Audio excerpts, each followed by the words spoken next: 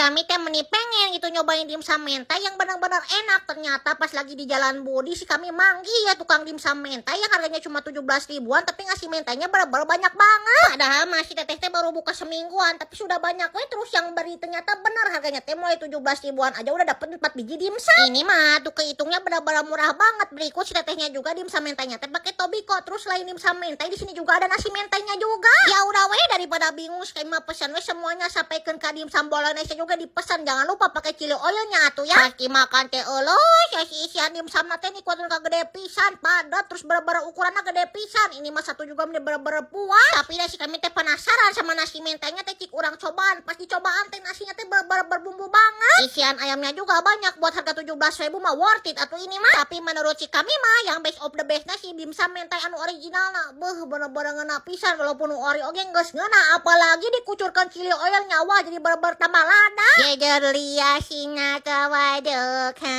iya teh ngena pisan.